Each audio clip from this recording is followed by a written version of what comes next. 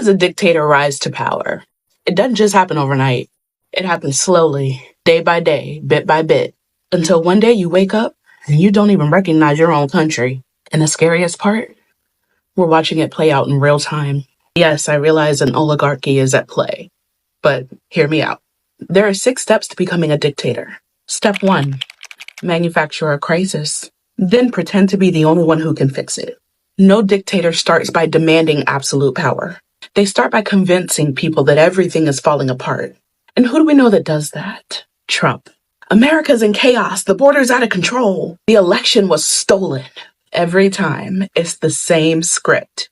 He was even gearing up to say that this election was stolen if he wouldn't have won it. He makes people feel like they're under attack. And then like clockwork, he says, only I can fix it. This is step 1. Break the system just enough so people beg you to fix it. Step 2, control the story. Because if you control the truth, you control the people. A dictator can't have people thinking for themselves. So they make sure that what people hear, see, and believe goes through them first. Trump, he declared war on the press. If the media says anything he doesn't like, fake news, enemy of the people. He brainwashed his base into believing that the truth is whatever he says it is. Step 2 is when people only hear your version of events, they stop questioning it. Step 3, pick a scapegoat, because a distracted public is one that's easy to control.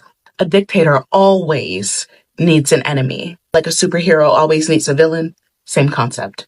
Because if people are focused on hating someone else, they're not looking at who actually holds the power.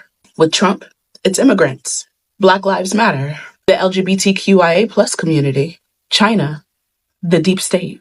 Pick a day. He's got someone new to blame. Step 3 is get people busy fighting each other so they never fight you. Step 4 is undermine the system from the inside so no one can stop you. Here's the thing. Most dictators don't start with a coup.